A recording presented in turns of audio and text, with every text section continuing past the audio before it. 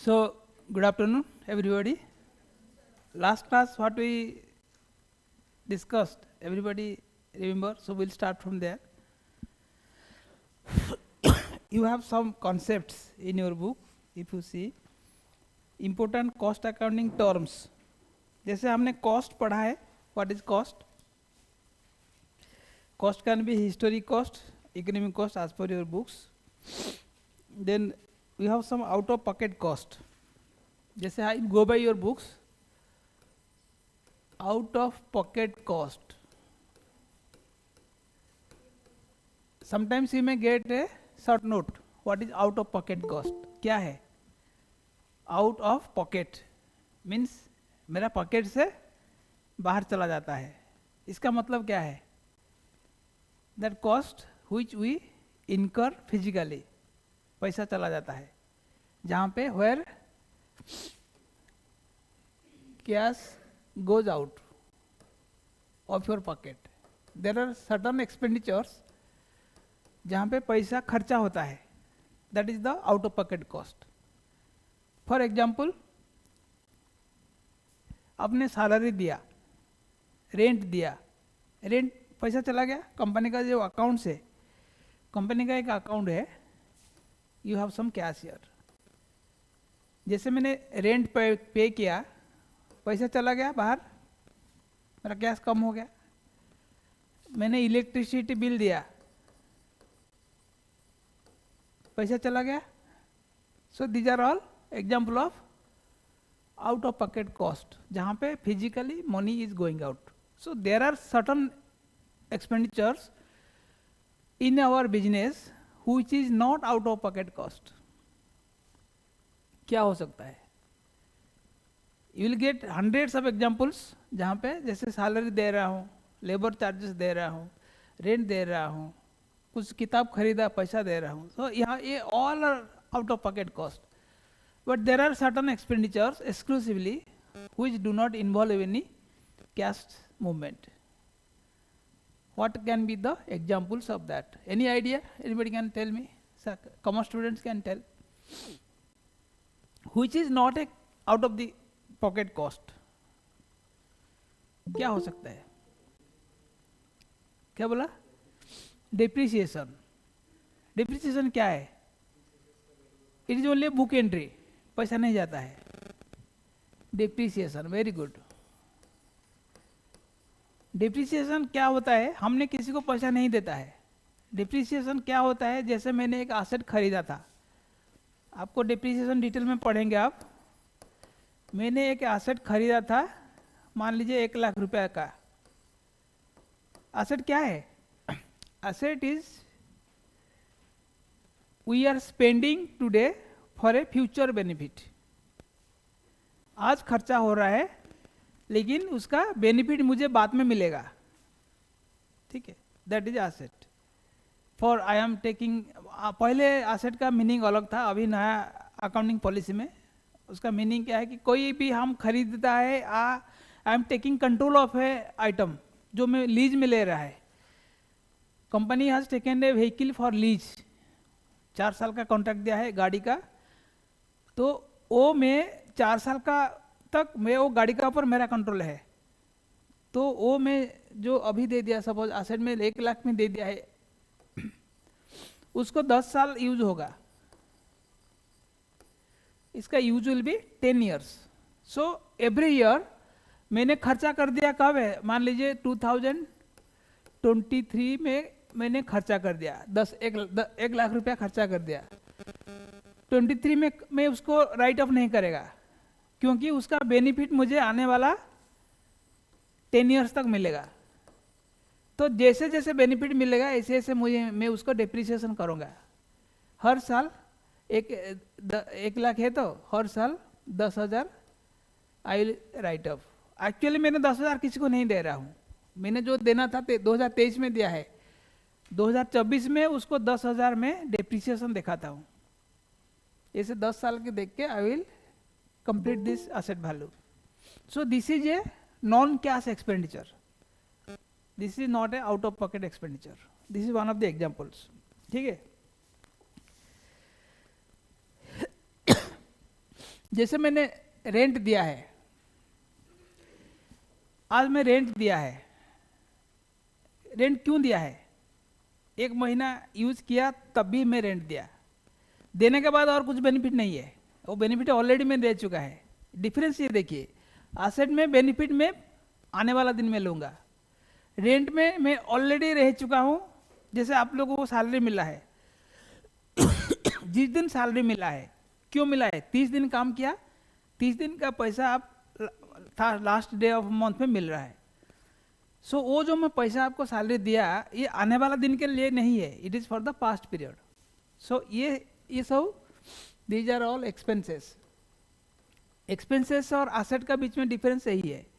Asset क्या करता है, मैं आज देता हूँ for a future benefit, but expenditure क्या है, ऑलरेडी बेनिफिट ले चुका है। आप इलेक्ट्रिसिटी बिल दे रहे हो, इलेक्ट्रिसिटी का बेनिफिट जो लेना था ले चुके हो, अभी देना है, देने के बाद कोई बेनिफिट नहीं है, ठीक है, उसको खाली अकाउंट करना है। यही आपको जस्ट आपको पढ़ेगा, जब आप एसेट पढ़ेंगे, डिटेल पढ़ाएंगे।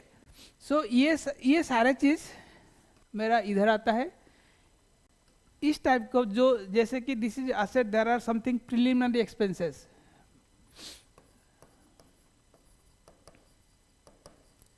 एक कंपनी में जब बनाता हूँ, कंपनी फॉर्मेशन होने से पहले there are so many expenditure, छोटा छोटा, जैसे सर्वे करता है, कोई बैनर बनाता है, कोई हायरिंग करता है, ऑल दिस एक्सपेंडिचर मेरा तो प्रोडक्शन नहीं हुआ है, मैं सब इकट्ठा करके रखूँगा। मान लीजिए ये 10 करोड़ हो गया है, all my expenses before I start production, they are the preliminary expenses. Suppose if it is 10 crores और मैंने पहला साल प्रोडक्शन आरंभ किया है, ये 10 crore I cannot charge in 1 year. I will again amortize over a period of useful life. 10 साल तक मैं उसको, नहीं तो एक साल में अगर 10 करोड़ में चार्ज करूँगा, मेरा प्रोडक्ट का कॉस्ट बढ़ जाएगा। So we will be spreading over these preliminary expenses over a long period based on the useful life company will decide. another 10 साल तक इसको हम स्प्रेड ओवर करेंगे, सो दैट हर साल ये जो 10 करोड़ है, 1-1 करोड़ हम लोग प्रोडक्शन से उठाएंगे।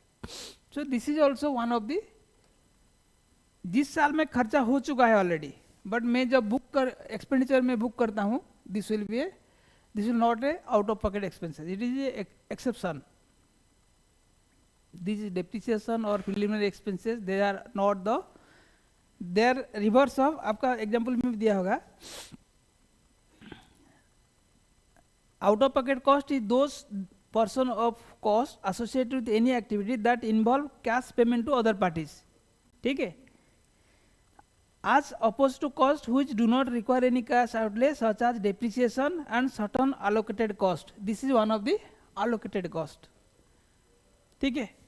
अभी बुक्स में अगर खाली पढ़ेगा आपको समझ में नहीं आएगा, ऐसा है, हमारा लीडर लोग ऐसा लिखा है, बहुत शॉर्टकट कर दिया है। But things now you understand what is out of pocket expenditure, those who are involving cash out go, simple. Out of pocket, मेरा जेब से पैसा जा रहा है बाहर, कौन सा में नहीं जा रहा है, लाइक डेप्रिसिएशन और any other allocated expenditures. Allocated means I just allocate, मैं खर्चा पहले कर दिया है, अभी अलोकेट कर रहा हूँ, ठीक है। So they are not out of pocket expenditures, clear.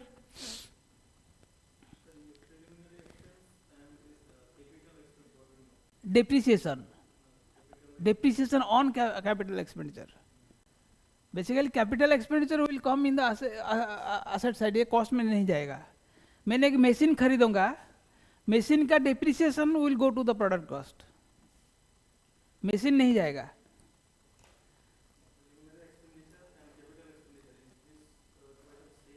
They are different, जैसे this is a capital item.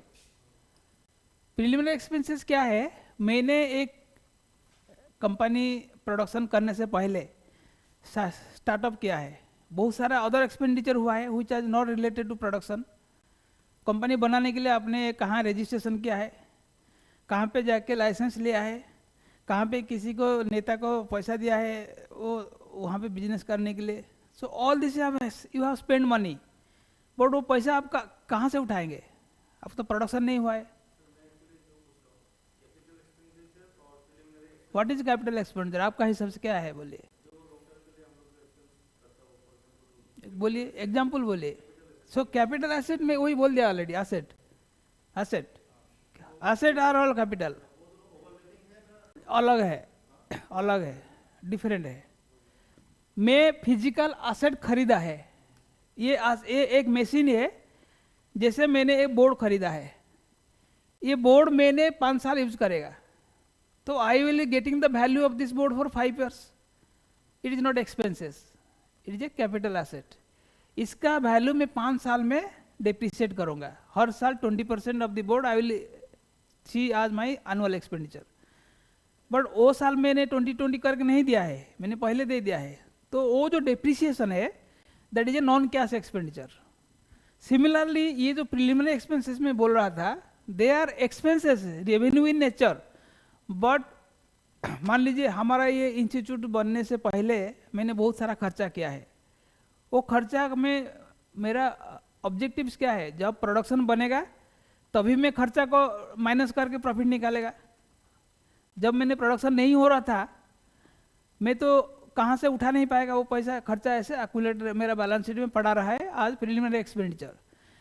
जब मैंने प्रोडक्शन शुरू किया, देखा कि मेरा total production expenditure preliminary expenditure is 10 crore, so I will capitalise those preliminary expenses and spread over a period of 10 years और 20 years till my business continue. Every year इतना इतना मैं वहाँ से चार्ज करूँगा मेरा प्रॉफिट को।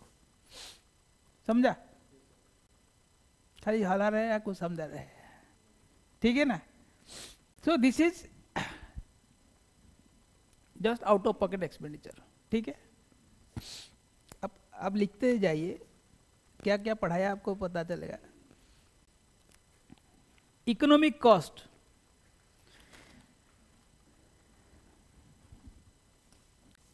कल मैं जैसे बोल रहा था economic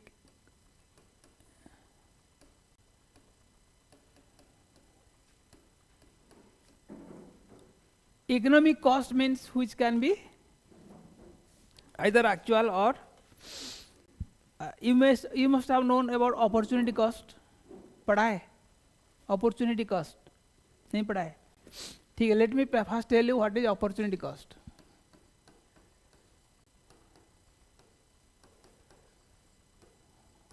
In economics we are also valuing the opportunity lost। ठीक है, जैसे आप लोग ने 12th पास किया,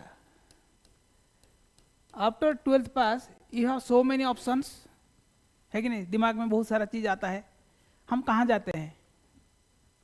Where do you go after 12th? There is a basis, we analyze in our mind, कौन सा फील्ड में जाने से मुझे ज़्यादा फायदा होगा। I am doing this seamlessly in my mind.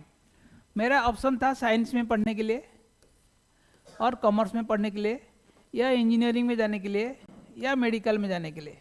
ठीक है, मान लीजिए मेरे पास चारों ऑप्शन है अभी, I am qualifying in all 4। Science में जाने से I will become some professor बनेगा, कॉमर्स में जाने से मैं सीए बनेगा, इंजीनियर जाने से इंजीनियर बनेगा, डॉक्टर बनेगा। मेरा पास I am very meritorious, I can pass all the 4 syllabus. Now I have got 4 options. अभी मैं क्या करूँगा? What shall I do? मान लीजिए I am not having any passion. I am a commercial person. From commercial point of view, I will see मेरे लिए कौन सा फायदामंद है. I will see the benefit. Forget about मेरे को सेवा अच्छा है तब मैं डॉक्टर में जाऊँगा, ये सब भूल जाइए. For the timing, we will explore the financial benefit in all the 4. कहाँ से मुझे ज़्यादा फायदा मिलता है? मान लीजिए I saw, let us quantify in that, give some value to that. मैं अगर प्रोफेसर बनूंगा तो मुझे 100 पॉइंट्स मिलेगा, सीए बनेगा तो 110 पॉइंट मिलेगा, इंजीनियर बनेगा तो 90 पॉइंट मिलेगा, डॉक्टर बनेगा तो 130 पॉइंट मिलेगा। आई हैव गिवन मार्क्स, तो मैं कहाँ जाऊँगा? मेरा हिसाब से सबसे हाईएस्ट रैंक किसको दिया? डॉक्टर को। तो I will go for medical. Why I should go? अगर मैं मेडिकल नहीं जाओ के CA करूँगा तो I have sacrifice 130 points, that is my opportunity lost by doing CA. I got 120, 110, but I lost another 20 points, that is the opportunity lost. So if I do, that means here my opportunity lost should not be there. I evaluate and I go to medical, my next best opportunity lost is 110. I have lost 110, I have gained 130, so I should go for 130. So this is the opportunity cost. The best opportunity lost in next best course of action, I lost, sacrificed is CA. That is why I have given preference to medical. So this is like just example I have given. So like मेरा पास एक paddy field है. I have a field of paddy. Same field I can do either wheat or I can do rice. दोनों नहीं कर पाएगा, either wheat और rice. तो मेरे को व्हीट में मान लीजिए 150,000 मिला है, यहाँ पे 140,000 मिला है. तो यहाँ पे for doing wheat I am opportunity lost is 140 rice. So this is the opportunity cost of wheat. For doing wheat I sacrificed 140,000 of rice. At least this should be more than this. Understand? मेरे को अगर यहाँ पे मैं देख रहा हूँ, यहाँ पे मुझे इतना मिला था, इतना मिला था, अगर मैं ये नहीं करके ये करूँगा, knowingly I have done 10,000 loss. I know this. So opportunity cost gives us a benefit to compare between two alternatives, and where I get more benefit, I choose that option. ठीक है. So this is also otherwise known as the economic cost of going for wheat is 140 rice or rice with 140,000. That means I am losing that opportunity. उसका opportunity cost का आप देखेंगे, आपका opportunity cost भी होगा यहाँ पे.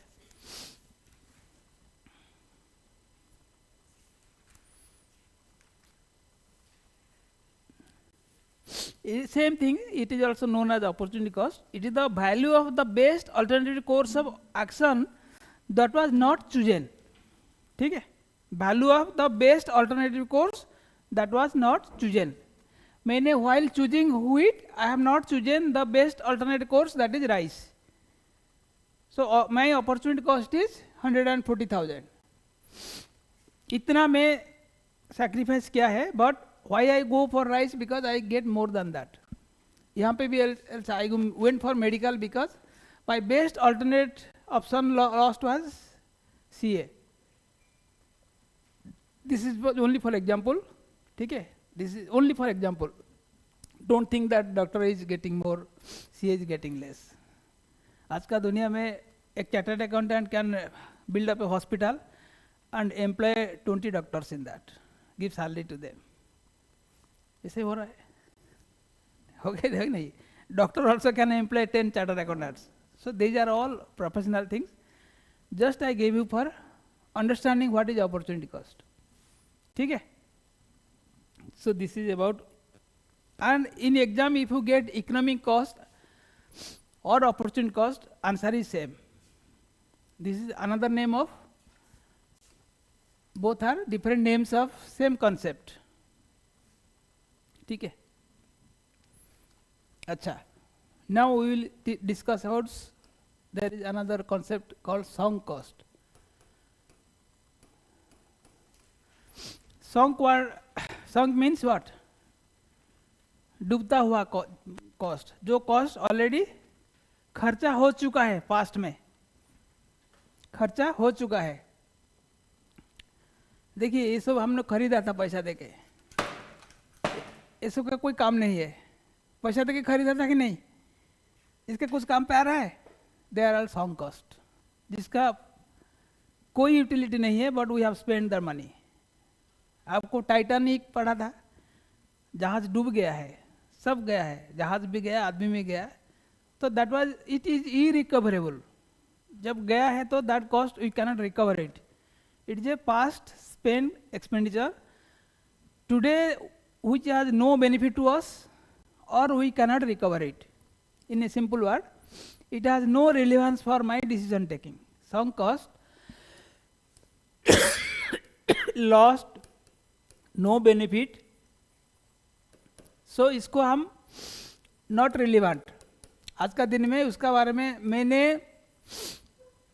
आपको पता होगा, आप लोग ने तो मोबाइल देखा है, मोबाइल से पहले एक पेजर आ रहा था, यहाँ पे लगाते थे पेजर, जस्ट 1-2 साल के लिए आया है, उसके बाद सब ऑब्सोलेट हो गया है। हमने बहुत सारा चीज़ देखा है जो ऑब्सोलेट हो जाता है, जैसे आपका सीडी, डिस्क, कैसेट्स, वो सब अभी लोग रखे हैं, कोई यूज करता है? These are all sunk cost. उसको रखने से घर में आपको ज़्यादा खर्चा करना पड़ेगा। People keep it as a monument, but for our costing they are all sunk cost. उसको कोई बेनिफिट नहीं है, उसको as soon as possible we should discard, get some money if possible, or free of cost dispose. So they are known as sunk cost, जिसका already खर्चा हो चुका है, कोई फ्यूचर बेनिफिट नहीं है।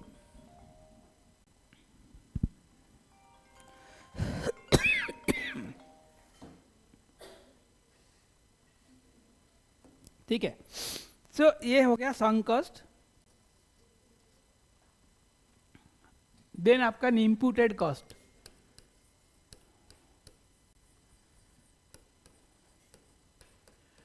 इम्प्यूटेड कॉस्ट मैंने पहला दिन जब कॉस्ट बोल रहा था, एक्चुअल और नोशनल बोला था। Imputed cost is those things, those notional cost,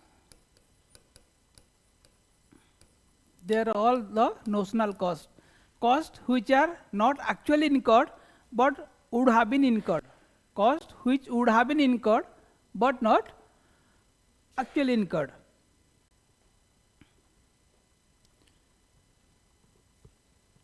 ठीक है, दिस इज सिंपल, लाइक मैंने एक एग्जांपल दिया था कि somebody, some services you are getting free of cost by virtue of your relationship, but suppose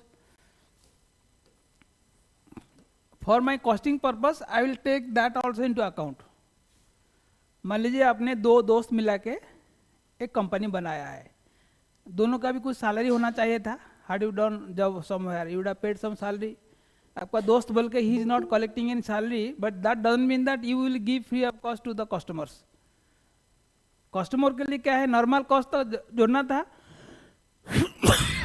So while calculating 2 engineers cost you are adding, because practically 2 engineer चाहिए, एक free में मिला doesn't mean that I will give it to the customers free of cost, because your proper valuation के लिए this is useful. For proper correct valuation of the goods I have to also calculate the notional cost or imputed cost. ठीक है, this is only required used in cost accounts. In financial accounts आप जब पढ़ेंगे, financial accounts they record the actual expenditures, वहां पे ये नहीं आएगा, they will not take, because वो किसी को पेमेंट नहीं किया है, रिकॉर्ड नहीं है। बट यहाँ पे for valuation purpose I will use the imputed cost in cost accounts. ये एक डिफरेंस है, फाइनेंशियल अकाउंट्स में नहीं जाएगा, कॉस्ट अकाउंट्स में जाएगा। ठीक है, समझ में आ रहा है ना?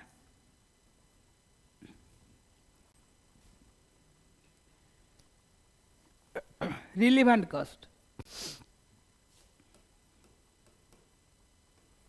मैंने बोला था यहाँ पे some cost are not relevant, means they are not useful for taking any decision. So relevant costs are those costs which are useful for taking me a proper decision. ठीक है, जैसे आपको 10-12 कॉस्ट दे देगा, उसमें से you have to take which are relevant cost. Relevant cost means which are required for my decision taking for a situation. जैसे आपको बचपन में क्वेश्चन देते थे, वहाँ पे एक अनवांटेड लाइन लिखा जाता है, उसका कोई मतलब नहीं है, solution में, it is not useful, so that is irrelevant cost. But other things are relevant.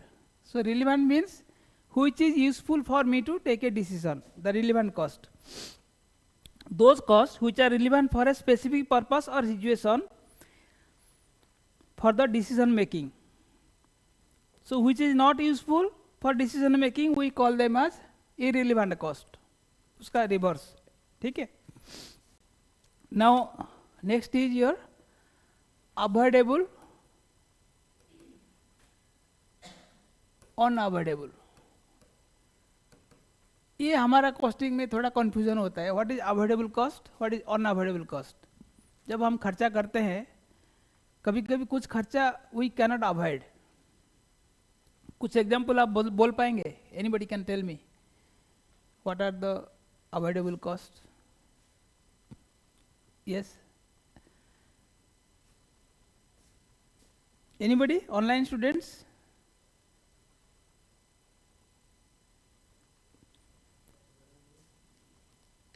पढ़न?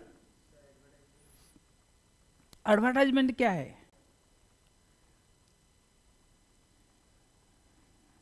बोलिए. Tell me, if you tell advertisement, how it is avoidable. देखिए, we are spending the cost. इसमें दो टाइप का cost होता है. Certain things we cannot, we have no control. Certain things we have got control. जो हमारा control में नहीं है, बाकी सब हम कंट्रोल कर पाएंगे. पहला देखेंगे विच इज नॉट कंट्रोलेबल और नॉट अवॉइडेबल. जैसे आपने वर्कर को रखा है, उसको सैलरी मिनिमम वेजेस का हिसाब से देना पड़ेगा. दिस इज, अब रखा है तो देना पड़ेगा. इतना सैलरी मिनिमम देना पड़ेगा, उससे ज़्यादा मत दो, but minimum wages, minimum salary, ये अनअवॉइडेबल हो जाएगा. अवॉइडेबल मीन्स आपने कुछ 10 आदमी रखा है, आपका अगर 8 आदमी से काम हो जाएगा, 2 आदमी आप निकाल सकते हैं. अगर 8 आदमी से काम हो जाएगा तो दैट 2 पर्सन्स इज अवॉइडेबल. ठीक है, बट वो 2 आदमी को आप रखा है तो आपको सैलरी 8 प्रॉपरली देना पड़ेगा. Advertisement, if you think you don't want, you can avoid this. But advertisement नहीं करने से आपका प्रोडक्ट बेचेगा नहीं. वो आपको सोचना पड़ेगा how much I should do advertisement cost. ऐसा नहीं कि 10 रुपये का रेवेन्यू के लिए मैं 100 रुपये एडवर्टाइज करेगा. ठीक है, that is call company has to take. For the time being you know cost which can be avoided, they are avoidable cost. Cost which cannot be avoidable, they have to be incurred, they are unavoidable cost. आपको हम detail में पढ़ेंगे ये सब चीज़. Controllable भी पढ़ेंगे. Then next is controllable. ऐसे आ गया आपका controllable and non controllable. Similarly they are same in the same line. Controllable, non controllable. अब देखिए मेरे को एक कंट्रोलेबल क्या है. आप मान लीजिए आप प्रोडक्शन कर रहा है, oil India is producing crude oil. If you produce, you have to pay royalty. Royalty you cannot avoid. ठीक है, इज ए गवर्नमेंट मैंडेट, आपको देना पड़ेगा. There is no other option, नहीं तो वो लोग आके आपका फैक्ट्री सीज कर देंगे. सो आप एक फैक्ट्री बैठाएंगे, you have to pay the license fee. License fee is a compulsory, you have to pay. It is not avoidable, it is unavoidable. So जहाँ पे आपको कोई, आपका कोई कंट्रोल नहीं है, it is mandatorily you have to spend those things, you have to pay. जैसे कि for example there are certain expenditures. आपको पोल्यूशन क्लियरेंस लेना पड़ता है, आपका फॉरेस्ट क्लियरेंस लेना पड़ता है, आपका सेफ्टी का क्लियरेंस लेना पड़ता है, आपको all minimum health hazards maintain करना पड़ता है. These are all unavoidable and non controllable. आपका कंट्रोल से वो बाहर है, इसको करना ही पड़ेगा. You cannot reduce the cost there. Minimum जितना गवर्नमेंट को देना है दे दीजिए. बाकी जो आपका अंदर में है कैन बी कंट्रोलेबल और अवॉइडेबल. ठीक है, समझ में आ रहा है अभी व्हाट इज कंट्रोलेबल. मैं जो खर्चा मेरे को मिनिमम करना पड़ेगा, that is controllable.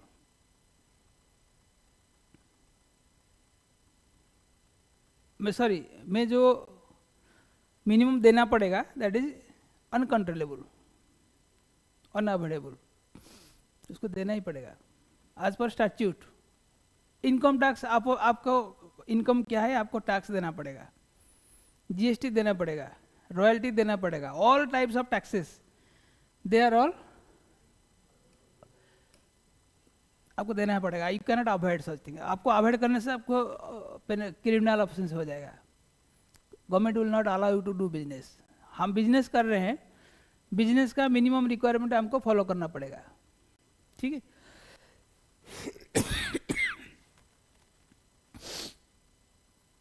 Next is cost object. Cost object में कल बोल दिया था आपको, कॉस्ट यूनिट बोला था। कॉस्ट ऑब्जेक्ट पहला आप रिमेंबर करिए, मैंने जब पढ़ा था attributable to a cost object, that is the product for which we ascertain the cost. The object for which we ascertain the cost is cost object. It can be a book, it can be a pen, it can be any unit of object, unit of goods, unit of service for which we calculate the cost. This is known as cost object. जैसे कि मैं it can be a student, it can be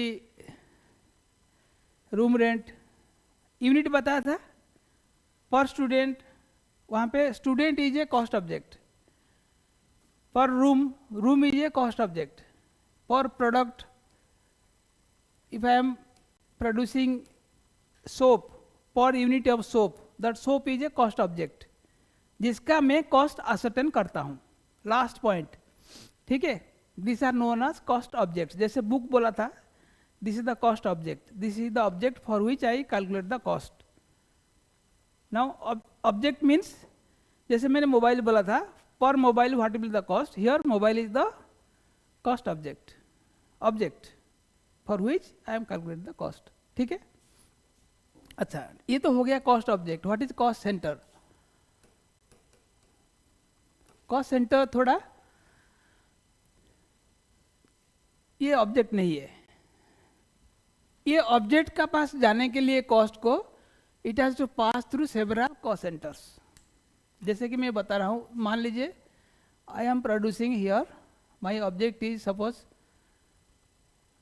garment, I produce garments, ठीक है। My final product is object garment, my output is garment. ये garment बनाने के लिए what I am doing, I have got my company, this is my company, garment manufacturing company, garment company। एक garment company का कुछ production unit होता है, ये हो गया production department. There are so many department, उसमें मान लीजिए कटिंग होता है, कटिंग यहाँ पे हो गया, स्टिचिंग, पैकिंग, मान लीजिए ये 3 हो गया मेरा प्रोडक्शन सेटअप। उसके बाद मेरा फाइनेंस है, एचआर है, देन सिक्योरिटी है, देन सेल्स है। These are all the different departments, ठीक है। एक कंपनी में सारे खर्चा होता है, all expenditure is all, everybody is spending money. When I spend money I am putting in different areas, so these areas I call as different cost centers, ठीक है। मेरा ऑब्जेक्टिव क्या है, अभी मेरा these are प्रोडक्शन डिपार्टमेंट 1 2 3, ये P1 P2 P3। the P1 is first production center cutting because they are doing some physical job, P2 is teaching, P3 is packing। तो ultimately ये तीनों को करने के लिए there are, this is service 1, service 2, service 3, service 4, this 4 are service departments. They don't do in production, they do servicing, they help in manufacturing this things. तो ये मेरा प्रोडक्ट है, तो दिस इज कॉस्ट ऑब्जेक्ट, ठीक है। And P1 P2, P3 are production cost centers, ठीक है, and S1, S2, S3, S4 are service cost centers. So मेरा कंपनी में total 7 cost centres are there. मैं सारे चीज़ को इकट्ठा करने से जो आएगा टोटल कॉस्ट आ जाएगा. मान लीजिए टोटल कॉस्ट हो गया है 50,000 रुपया. एंड गारमेंट बना है, यहाँ पैकिंग होके आ गया मान लीजिए 500 पीसेस. तो पर गारमेंट कितना कॉस्ट आएगा? 50,000 डिवाइडेड बाई 500, दैट इज कितना आया? 500 हो गया 100 rupees per garment. That is how I find the cost per garment. This is the simple way of explaining you. तो यहाँ पे मेरे को if I do not have this cost centres I will not be able to find this production cost. अब तो बोलेंगे कि sir यहाँ पे मुझे पता है 500,000 रुपीज खर्चा हुआ, 50,000 रुपीज खर्चा हुआ, why I should spread to different sections. मैं तो सीधा ले आएगा इधर. Now if I do this what happens? I do not know इसमें से कौन कितना काम कर रहा है, कौन नहीं कर रहा है. Proper cost if I don't maintain, ultimately क्या होगा?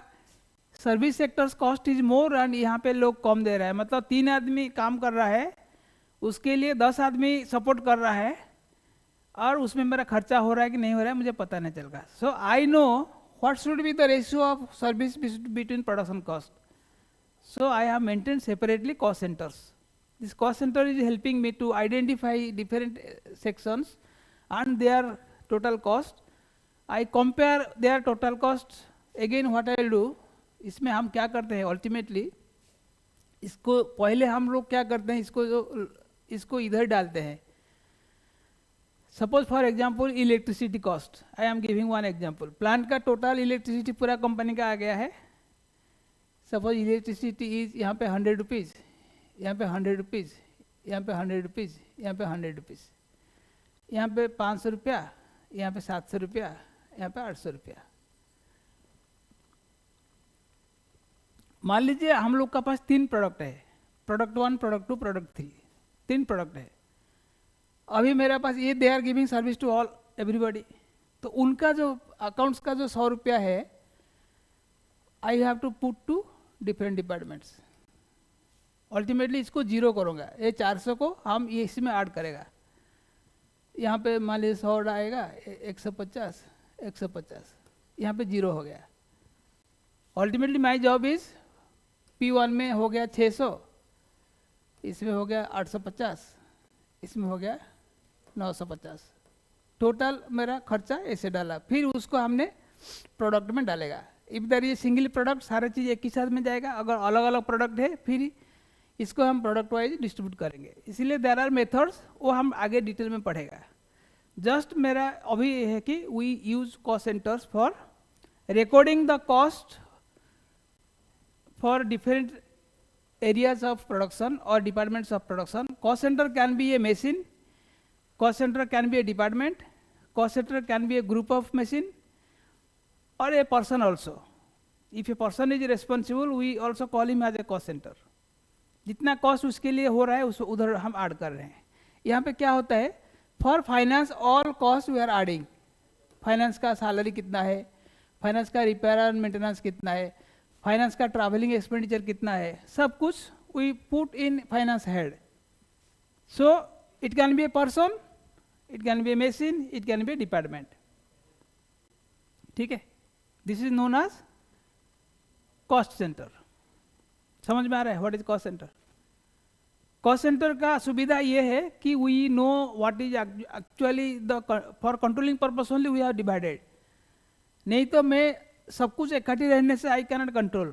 आई divide it so that everybody has got their responsibilities, whether doing their responsibility properly with the defined cost.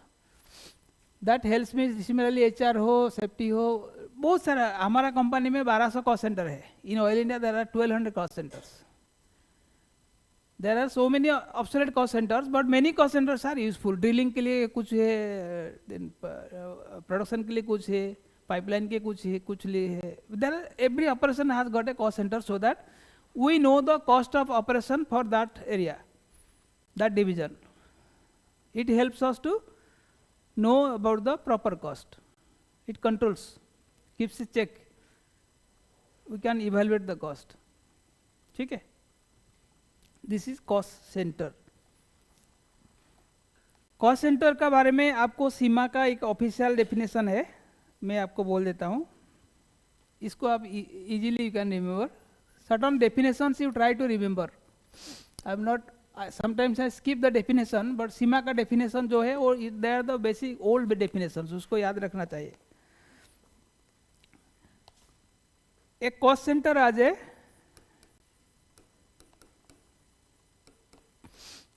जाए, प्रोडक्शन और सर्विस लोकेशन,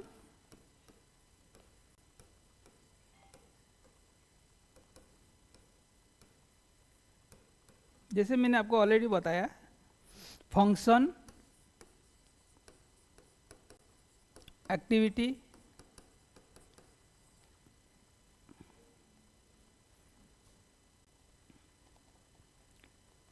और item of expenditure,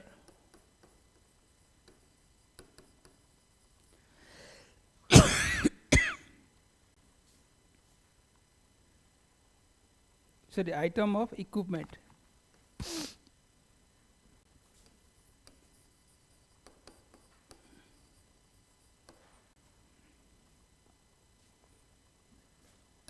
This is important, for which costs are accumulated. इसका ऊपर सारे cost accumulate होता है. ठीक है? Cost centre is a production और सर्विस लोकेशन और फंक्शन और एक्टिविटी और item of equipment for which costs are accumulated. सारे कॉस्ट हम उसी का ऊपर एक्युमुलेट करते हैं. Definition is understandable? ठीक है. GSCAP defines a cost unit as a unit of any entity selected with a view to accounting all cost. आप जो भी डेफिनेशन पढ़िए उसका ये मतलब है, जो यूनिट हो या सेंटर हो, हम उसी का थ्रू सारे कॉस्ट को अकुमुलेट करते हैं. जैसे मैं आपको एक कॉस्ट सेंटर बनाऊंगा, आपका पीछा में कितना कितना खर्चा किया, सारे आपका ऊपर मैं लोड कर पाऊंगा. जैसे आपने देखा होगा, हमारा डिपार्टमेंट वाइज कॉस्ट भी निकालते हैं. कुछ कुछ कंपनी डिपार्टमेंट को कॉस्ट सेंटर बोलते हैं.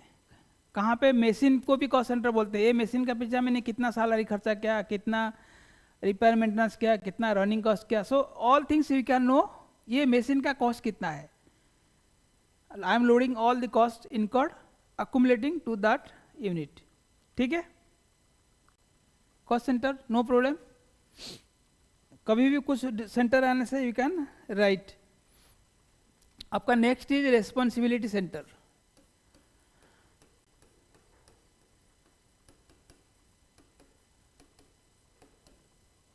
This is similar to cost center. This is similar to cost center. Responsibility हम फिक्स करते हैं. आप लोग का जिम्मेदारी है, एक ग्रुप ऑफ पर्सन और a single person. Responsibility center can be a group of person or can be a single person on which there is some responsibility fixed. They have to perform for these responsibilities. Parameters दिया जाता है. You have to perform for these things. उसको हम बोलते हैं responsibility centre. किताब क्या बोलता है? Responsibility center can be a cost center, can be a profit center to a particular segment और unit of an organization for which a particular manager, employee और department is held responsible and accountable for its business goals and objectives. जैसे हम लोग का एक objectives रहता है, गोल रहता है, उसको अटेंड करने के लिए we fix some responsibilities for different groups. So they have been given a target and Against that, so we measure their profitability, their performance by putting the cost and what is the responsibility, cost versus responsibility. उनको क्या क्या responsibility हम दिए थे, उसके लिए क्या cost उन्होंने खर्चा किया है, उसको evaluate करने के लिए we companies have some responsibility center. जैसे cost center होता है, similarly there are some responsibility centers. Similarly we have some profit centers. जैसे cost center है, similarly profit center क्या है?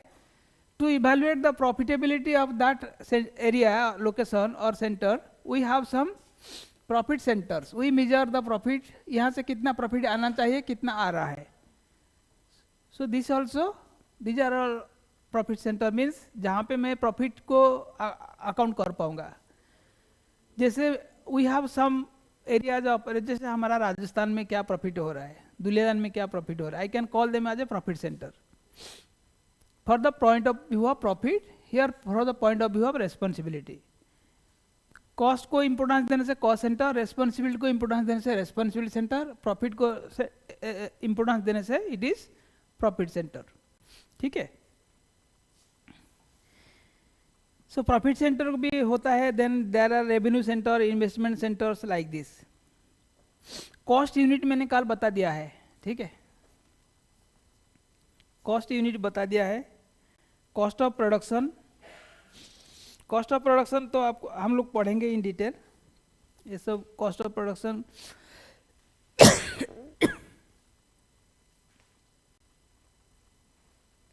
cost of production क्या है आपका understanding? What is the cost of production means total cost involved to produce, simple words, meaning simple है, but उसको हम scientific way में पढ़ेंगे. जब पढ़ेंगे how the cost of production is arrived at, we'll study in detail. Then there is conversion cost, overhead cost.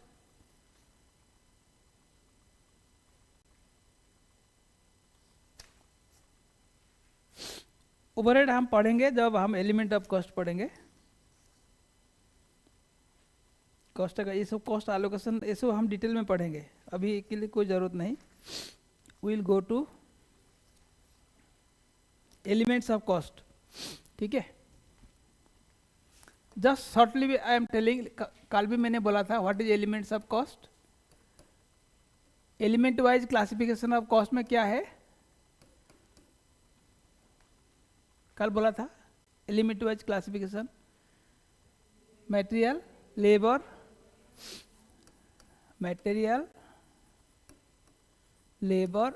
and expenses. And each material can be direct material, indirect material. Labor is direct material, direct labor, indirect labor, direct labor expenses, indirect expenses. ठीक है? यहाँ तक आपको मालूम है. Expenses का एक example दीजिए. Give an example of expenses. Rent, electricity, royalty, so many, there are many. What is direct expenses? Example दीजिए. Direct expenses, which is directly attributable, expenses which is directly attributable to the cost object. Simple. You are a cost object. All students sitting here is cost object. ठीक है? जैसे आप room का अंदर आए हैं, you are entitled for a bottle of water. आप पानी का बोतल लेके आया है. So that water bottle, water is not a material, water is not a labor, so water is an expenses. So cost of water per student is a direct expenses. ठीक है? Otherwise, if I have to put a 20 liters of can, there are glasses. If you feel thirsty, you go and drink some water. That water is not measurable. आपने कौन कितना पिया, I cannot know. I cannot charge you like that. So that is indirect expenses. Same expenses can be direct, can be indirect. When I am attributable directly to a student, if it is rupees 10 per student also, this is direct expenses. यहाँ पे expenses है, but I have no we have to measure कौन पिया कौन नहीं पिया, because मैंने common expenditure कर दिया है. So mostly the common expenditures which cannot be attributable to the cost objects, they are the indirect expenses. तो ये जो indirect है, मेरे पास अभी indirect material, ये indirect labor and indirect expenses, ये तीनों को हम एक कॉमन कैटेगरी में रखूंगा. Will call them overheads.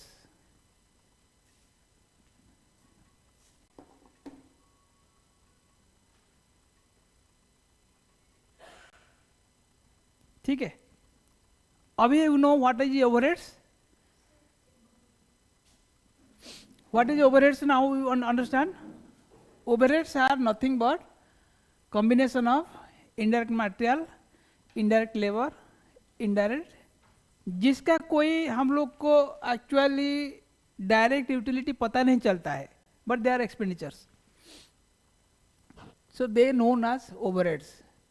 Overheads word कैसे आया है, how, why we call it overheads, why we call it as overheads, ये नाम क्यों दिया गया है.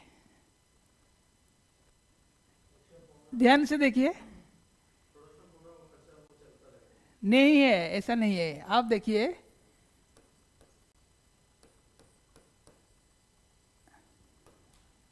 these are the expenses over the heads. क्या हुआ है, एक एग्जांपल देता हूँ. ओल्डन डेज में जब हम अंडरग्राउंड से कोल निकालने के लिए जा रहे हैं, ठीक है, मेरे को कोल बहुत जमीन के नीचे है, ठीक है, कोल निकालने के लिए मुझे बहुत सारा काम करना पड़ता है, खुदाई करना पड़ता है, तभी तो मैं कोल का पास जाऊंगा. तो जो ये जो कोल है, यहाँ पे कोल है, यहाँ पे माटी है, इस एरिया को खुदाई करने से ये मेरा हेड है. These are the expenses to remove this. So इसको, ये मेरा एक्चुअली मटेरियल है, मेन ऑब्जेक्ट्स है. इसको पाने के लिए जो खर्चा करता हूँ, over and above the head of the main objectives. मेरा यहाँ पे मेन ऑब्जेक्टिव्स क्या है, direct material, direct labour, direct expenses. ये तीनों को हम कहाँ लेते हैं, डीएम, डीएल एंड डीई. ये तीनों को हम लोग, they are known as what, prime cost. Business में यही मेरा मुख्य खर्चा है. ये हो गया मेरा प्राइम कॉस्ट. मैं कभी भी डायरेक्ट मटेरियल मेजॉरिटी में आता है, मेरा फंडामेंटल बिजनेस में करूंगा, तो these are my main expenditures. मैं directly I can attributable, they are variable cost. Production होगा तो यही खर्चा होगा, बिना प्रोडक्शन ये खर्चा नहीं होगा. प्रोडक्शन नहीं होने से इनडायरेक्ट वाला खर्चा होगा, because they are directly related with production. अब देखिए, मैं जो अगर बुक्स नहीं बनाऊंगा तो पेपर खरीदूंगा क्या, नहीं. कपड़ा, कोट्स बनाने के लिए कपड़ा बिना नहीं होगा, अगर मेरा कोट नहीं चाहिए तो कपड़ा भी नहीं होगा. लेकिन इनडायरेक्ट कॉस्ट क्या है, देखिए, ये मैं घर लिया है, घर का भाड़ा देना पड़ेगा, प्रोडक्शन करे ना करे. यहाँ पे if I do my production here, I have to pay the rent, नहीं तो I can not do production. So this is a indirect cost. ये प्रोडक्शन के लिए नहीं है, ये जरूरी है. So this will come as my indirect expenditure. Direct क्या है, जो प्रोडक्शन का साथ लगा रहता है. प्रोडक्शन होगा तो खर्चा होगा, प्रोडक्शन नहीं तो, जैसे रॉ मटेरियल, आपने बिरयानी बना रहा है, बिरयानी बना रहा है, बिरयानी के लिए क्या चाहिए, चावल चाहिए. अगर एक प्लेट बिरयानी के लिए 100 ग्राम चावल चाहिए, तो 10 प्लेट के लिए कितना लगेगा, 100 इंटू 10. 50 के लिए कितना चाहेगा, 100 इंटू 50. अदरवाइज नहीं होगा. They are directly variable with the products, so they are the direct material. Similarly labour charges similarly है. जो कारीगर बनाता है वो बोलेगा हम पर प्लेट इतना लेगा बनाने के लिए, 10 रुपया पर कुकिंग चार्जेस. वो नहीं बनाएगा तो उसको नहीं मिलेगा. लेकिन जो आप यहाँ पे मान लीजिए फैक्ट्री है, एक सिक्योरिटी गार्ड मैंने रखा है. सिक्योरिटी गार्ड का सैलरी में कैसे देगा, पर मंथ देगा। आपका प्रोडक्शन 10 कप हो या 50 कप हो, 50 प्लेट हो, सिक्योरिटी का सैलरी तो फिक्स्ड है, उसका सैलरी कम करेगा? वो बोलेगा नहीं आज प्रोडक्शन नहीं है, तुम्हारा सैलरी कम करता, वो मानेगा नहीं। So they are paid for a period. यहाँ पे ध्यान में देखिए, मैं फिक्स्ड कॉस्ट का बारे में बता रहा हूँ, वो लोग हम एक पीरियड के लिए देते हैं, but these are all for the production. So direct material, direct labour, direct expenses, they are product cost और variable cost. So I call them as prime cost. Generally for any business prime cost is the main expenditure, around 80% हो जाएगा, बाकी overhead 20% होता है। But आजकल का new trend of business में आप देखिए, कॉफ़ी डे में एक कॉफ़ी खाएंगे 400 रुपया पर कप। एक्चुअली कॉस्ट 400 रुपया है क्या? नहीं है। 20 रुपया का कॉफ़ी दे सेल फॉर 400। वहाँ पे मटेरियल कॉस्ट वेरी इनसिग्निफिकेंट है, वहाँ पे ओवरहेड इज मोर। उनका डेकोरेशन कॉस्ट, उनका फिक्स्ड कॉस्ट, उनका staff cost, everything they load on your coffee. So nowadays the new businesses are coming slowly, ये कम हो रहा है और ये बढ़ रहा है, new trend of business.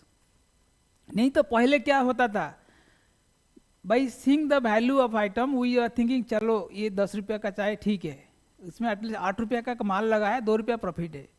But आजकल का चेंज हो गया है, यहाँ पे देखिए 20 रुपया का कॉस्ट है, आपको 380 रुपया प्रॉफिट है और फिक्स्ड कॉस्ट है।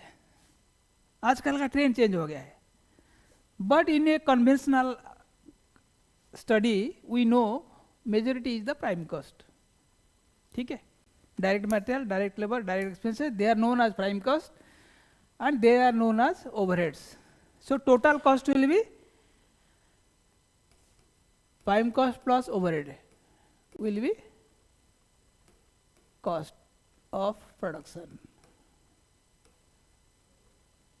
Again overheads हम डिटेल में पढ़ेंगे जब, we'll see how they are classified. There are different types of overheads, we'll study that. Now I have told you only elements of cost. उसमें material, labor and expenses. Material can be direct and indirect, labor can be direct and indirect, expenses can be direct and indirect. And all direct we call as prime cost, all indirect we call as overheads. ठीक है, simple, no doubt, clear? So इतना तक पढ़ेंगे, हमारा next class I think faculty आ जाएगा। ठीक है,